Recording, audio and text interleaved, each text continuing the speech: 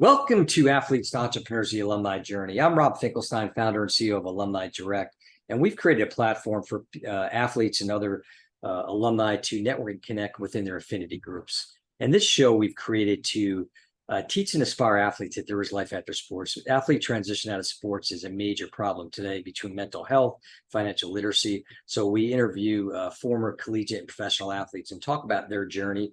And today we're really excited to have Carly Lutz on. How you doing, Carly? Hi, Rob. So great to be here. Thank you for having me on the podcast. You're welcome. It's a pleasure. So Carly was a distance runner, which is near and dear to me. I was also I ran track and cross country in high school and college. So we kind of had that connection. We've had a few others on, so it's nice to have that. She was at University of San Diego, and then once she got out of college, she got a little bit into the marketing and sales space, and it's kind of parlayed that into a career in events and community marketing. And so she's started a business just recently, starting to build a client base. First question I always ask Carly is talk about playing sports growing up and how that shaped you leading up to high school and then college. Yeah, thanks, Rob. Thank you for the introduction as well. Sports have been a big part of my life really since I was a toddler. I remember the first time I even went out in nature, like on a trail. My parents took me camping. I like rolled around and ran around. So my mom's like, you were always like super excited to get out in nature and like move your body. So I started specifically running around 4th and 5th grade, and that kind of transition into middle school that can be so painful for a lot of us. I had grown up with my dad being a triathlete, doing a lot of like trips centered around running, swimming, biking with his friends. And he was always a coach of my sports.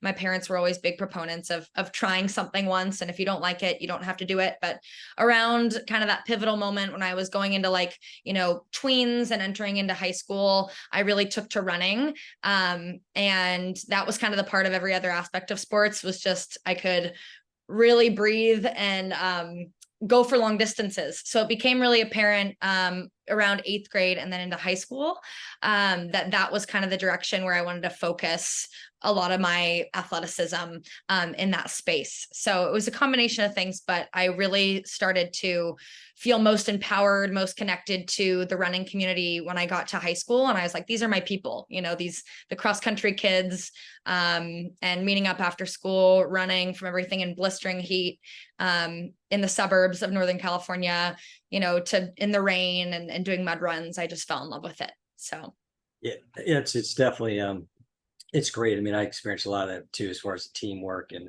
just really liking the social aspect too. And then talk about a little bit about that kind of the skill set that you feel like that helped that you developed by through your running career. Yeah, I think it started. Once I knew I was really into running for myself. It wasn't someone telling me, you have to get up to practice. You have to go to morning camp. I remember a coach told me, my first really great coach, Tim Hunter at San Ramon Valley High. He had said, he's like, Carly, if you come every day this summer, you'll be our top runner going into, your sophomore, junior year. He's like, if you come every day. And I was like, okay, I'm showing up every day. And I didn't really question it. I didn't think twice about it. It was just this like kind of inherent consistency that a good coach kind of said, if you show up, if you put in the work, like you can do this. Like I see the potential in you.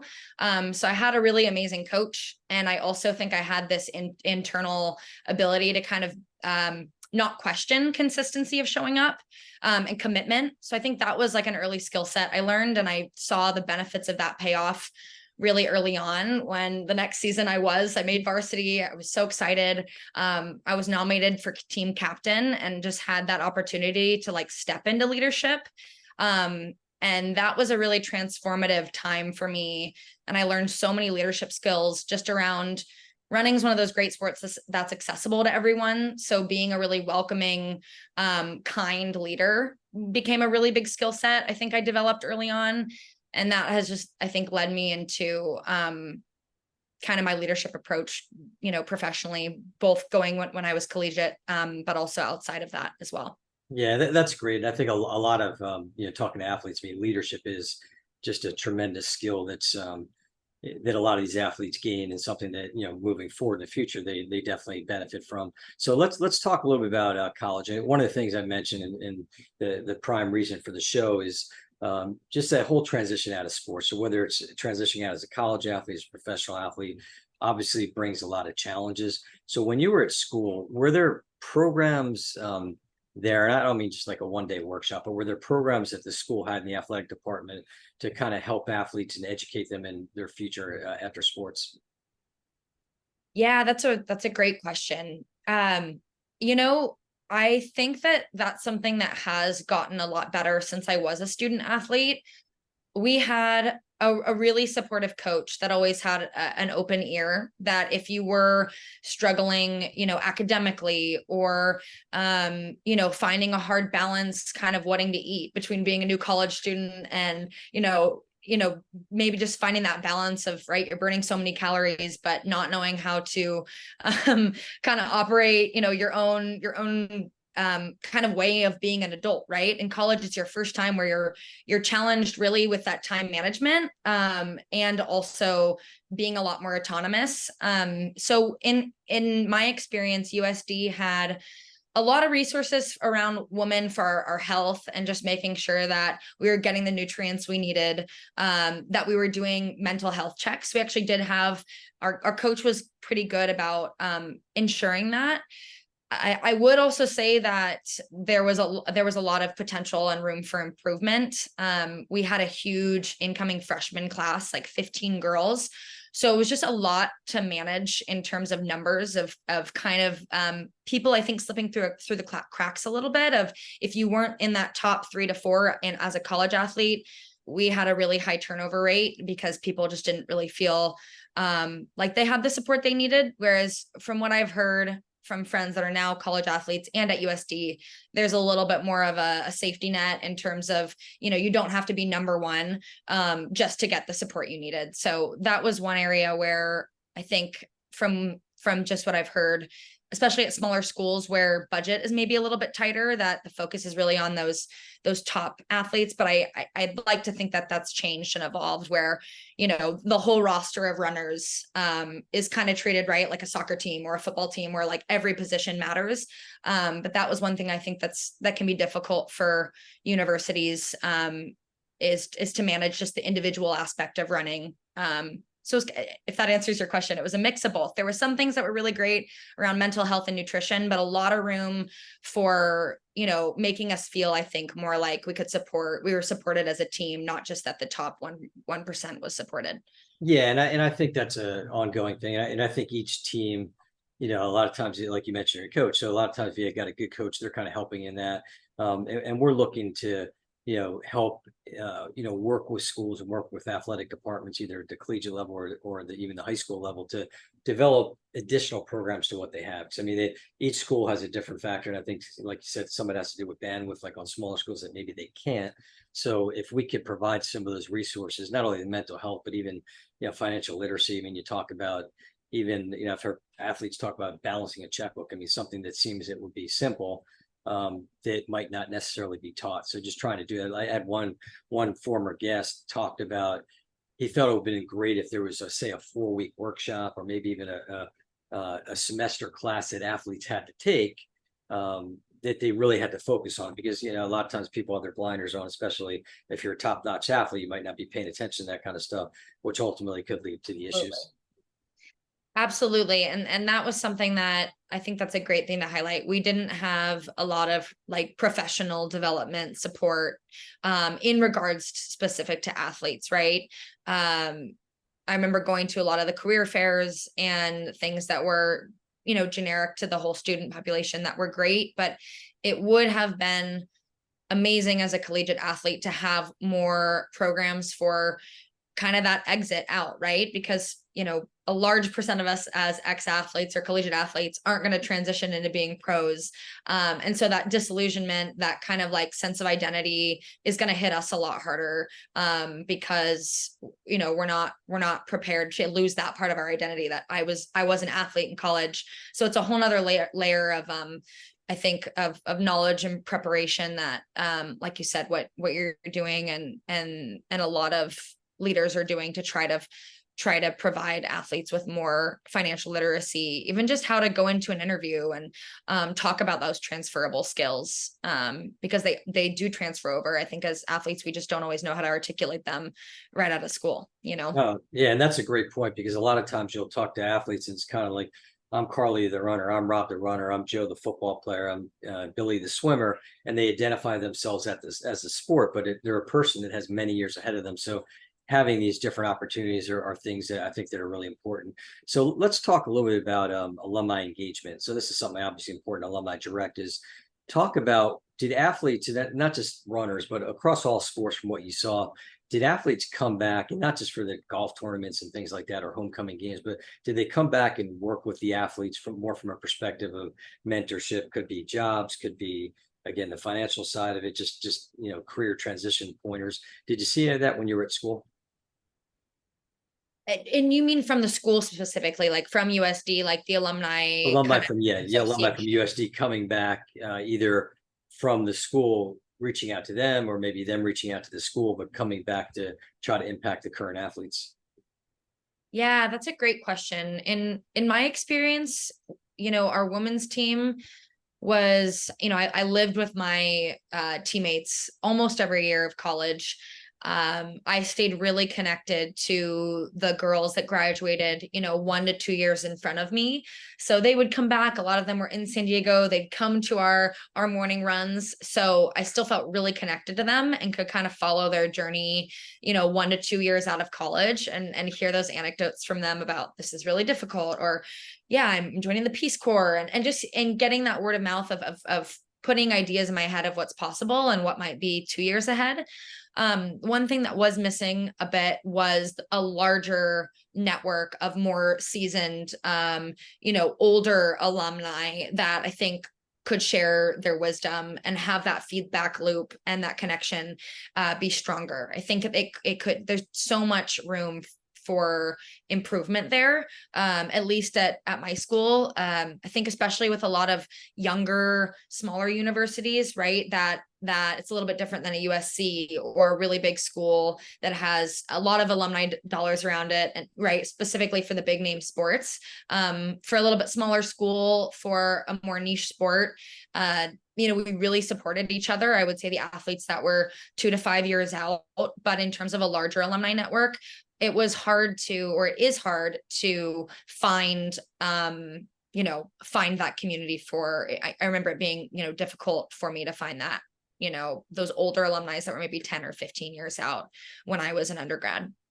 Yeah, and I think it's tough, because an alumni network is great. And I think if you're right, every school is different, and different, the bigger schools, like you said, USC, Ohio State, I mean, they do a great job with that. But we want to help facilitate that. And I think just as an athlete, or just people in general, look to tap into that alumni base, because there's a lot of value and a lot of people are willing to help. And even like you mentioned, the ones that are out a lot longer, folks like myself, that want to give back and want to mentor if they have that opportunity. So it's something people should definitely look at. Kind of springing off similar, but talk a little bit about networking and connecting, kind of give some ideas on the importance of that, and how you see that from growing up through like where you're at today. Yeah, it's such an important skill, but I think everyone has to, or I've learned we have to approach networking in a way that feels natural and organic to us as individuals. I remember as a student athlete going to job fairs, not sure exactly where I wanted to be and what career was going to be right for me. I would go to all the job fairs, I'd do the career fairs, but I would just feel really lost. I didn't even really know where to start. We do workshops on elevator pitches, things like that, but just those like more human relationships, that I think are withstanding, right, in networking, where you plant a seed and then you keep that relationship for years versus, just rapid firing your business card at a fair and maybe, talking to one or two of those people after. I think one thing that I've found and realized that, I think I would have loved to hear as a student athlete was that, show up as yourself when you're at a networking event, or just when you're talking to anyone, really anyone, but when you're talking to anyone that is doing something that sounds interesting to you, right? And take the pressure off yourself of it having to turn into a job opportunity or anything. Just be curious, ask questions. People love curious young people. And I think I wish I had just gone in with taking a bit of pressure off myself. And I think nowadays I go into networking as like, I'm going to approach this conversation, being a little bit calmer, taking the pressure off myself, not feeling like I have to force some connection, but just like, wow, if I really connect with this person, who knows how that's going to come to fruition, in the next, 6 months, 2 years, 10 years. I have people that I had some really great conversations with, or coffee dates that, didn't come to fruition maybe that first 6 months out of school, but that I checked in with 6 months later, a year later, just told them, hey, here's what I'm up to now.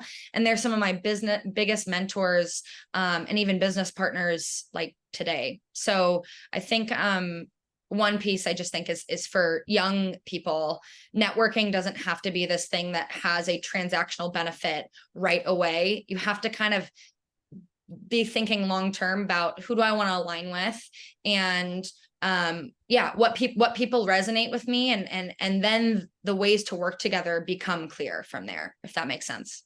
Yeah, absolutely. That's some great advice that you gave. And I think people, especially young people, need to embrace it. And, sometimes it can be scary, but I think you said some good things about planting a seed and being curious. And, the other thing that I always kind of talk about when I recommend good ways to network is having that kind of pay it forward spirit, and just be open to being curious about how maybe you can help that person out. Because a lot of times people will get thrown off by that. Like, you might have somebody that's super uber successful and you're saying, hey, how can I help you? They're like, oh, wow, like, really? I mean, it's just, it makes a lot of sense if they do that. And I think it's also, I've talked to some agents where the best time they say to network and connect is when you're still playing.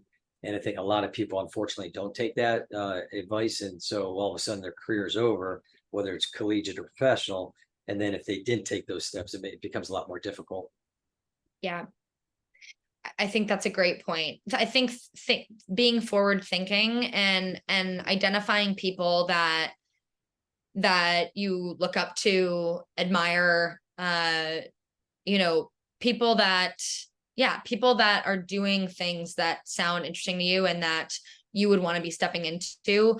I think that's a great point of looking at that and instilling that in student athletes early of, hey, you don't have to have all the answers of what you want to do, but start looking at the people that are doing the things you want to do and make intentional efforts to connect with them, and ask them questions. And like you said, bring something to the table. I think that's such a great thing it's something I've practiced of. I'm like, hey, I connected with this person. I actually think they'd be a great hire or would be a great speaker for you. And not always, having it be an ask of something you're looking for, of actually, like you said, coming with some value that you can bring and establishing yourself almost as like a strategic partner or a thought leader in that space of someone they can turn to just as much as you're going to turn to them. I think that's that's great. I mean, you could definitely see that Carly gets it. She knows how to network and connect. So that's awesome. So let's talk a little bit about NIL, name, image, and likeness. Now, I especially like to talk when I'm talking to younger folks like yourself, just to kind of get your opinion of it, both positive and negative. Yeah, I think in terms of, and Rob, just so I'm clear, are you talking about like recent changes or just, scholarships in general? Can you clarify kind of what Sure. you're looking for there? Yeah, no, more like just recent, as far as not from a scholarship perspective, but more about just the opportunities that athletes are getting. And there's a lot of positives, but just talk about that, but then maybe some of the negatives too. And it could be an experience of either maybe athletes that that you've worked with, or even yourself, or people that were at school when NIL is new. So when you were in college, it wasn't there yet, but it's a newer phenomenon. But just your personal experience. Yeah, absolutely. And it wasn't something that affected me personally in my recruiting process, or collegiate career.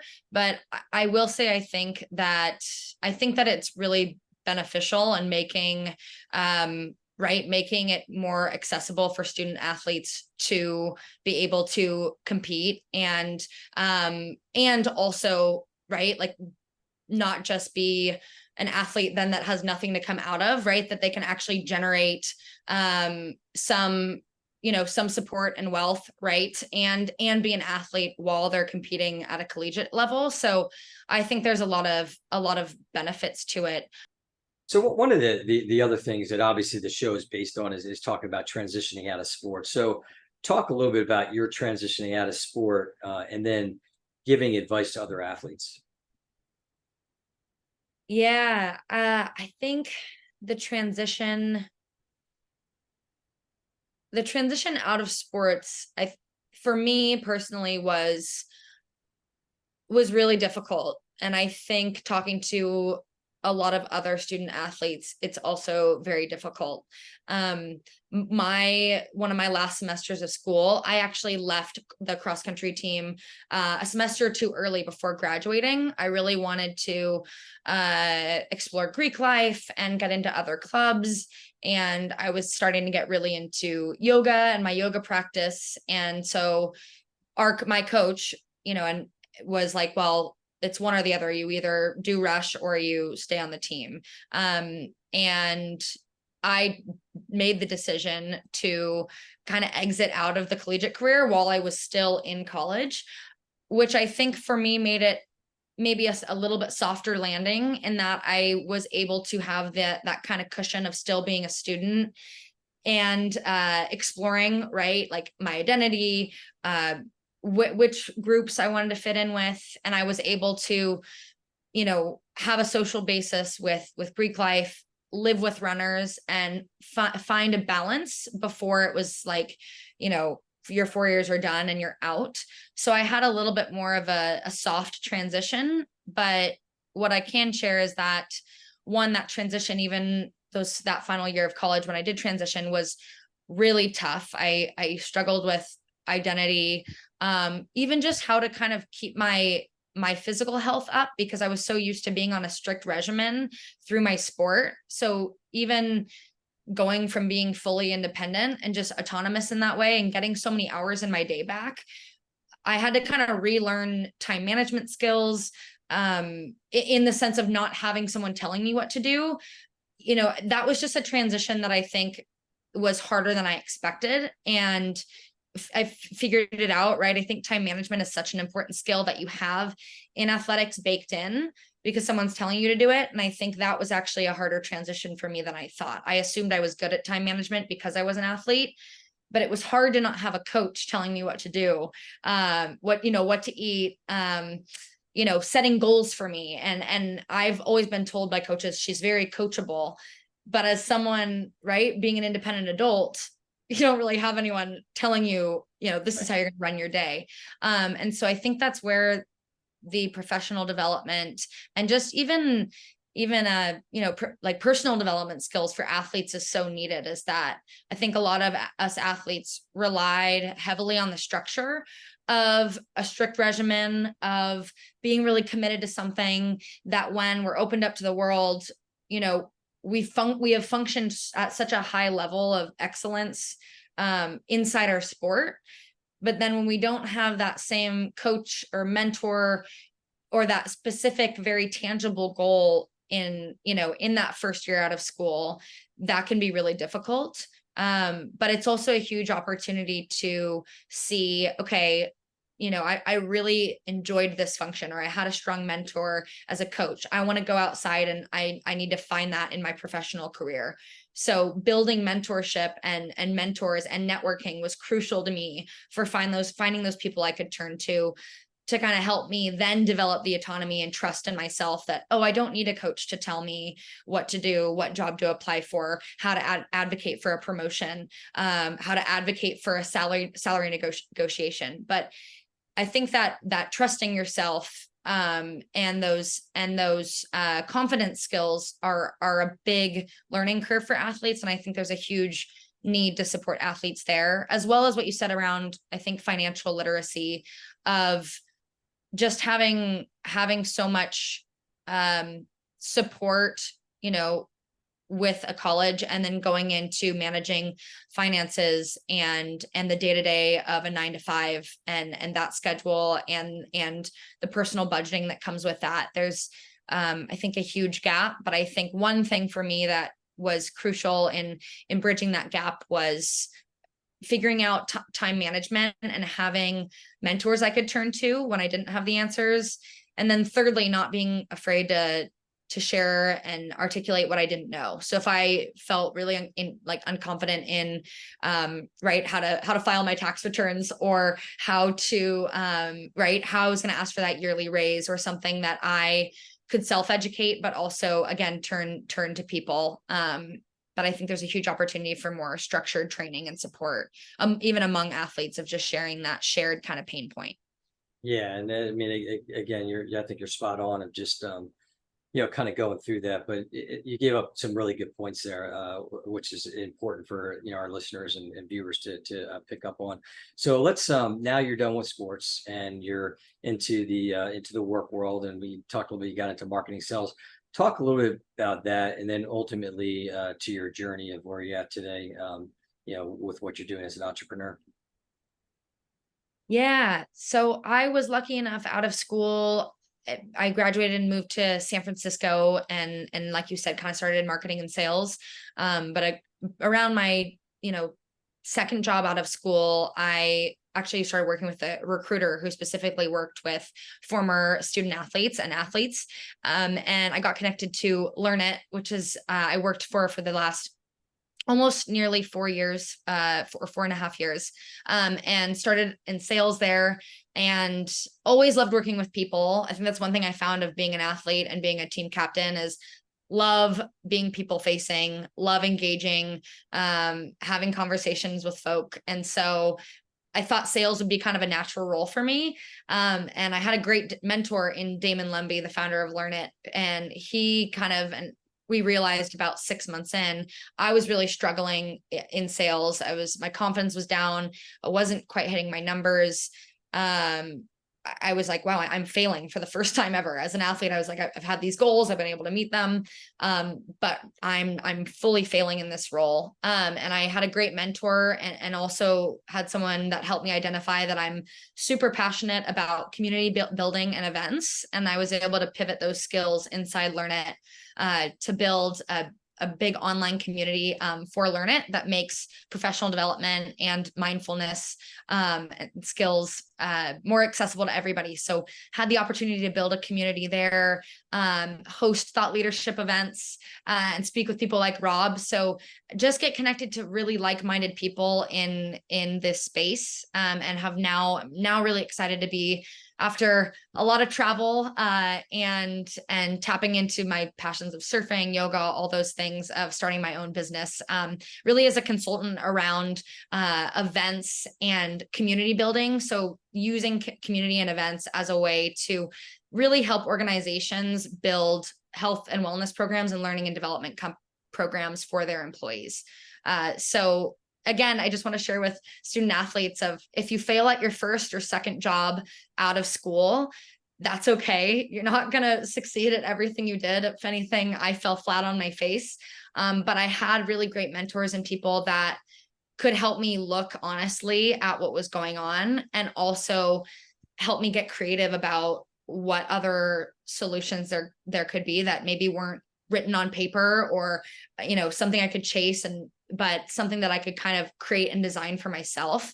And I think that's where the entrepreneurial kind of spirit of athletes comes in, is if you can find people and that can help you already have the drive and that entrepreneurial spirit. If you can help find the people and the confidence to transform those skills, to create something of your own, I think that can be a really powerful force for athletes, because we're such driven, you know, pretty hardworking people. So sky's the limit. That's great. That's the key right there. It's the just that whole drive that athletes have, and I think just to, whether you want to be an entrepreneur, whether you want to be successful in corporate America, just, be open to these different possibilities and utilize that skill set. I was talking to one guy, and he talked about, when he was done college football, he got into the work world, and ultimately he became a CEO, successful CEO for a couple of companies. And just he just implored athletes utilize that skill set, all these things that we've been talking about today. So this has been great. Tell people how they can find you. Thank you so much, Rob. Yeah, you can absolutely connect with me via email, carlylutz@gmail.com, or via LinkedIn.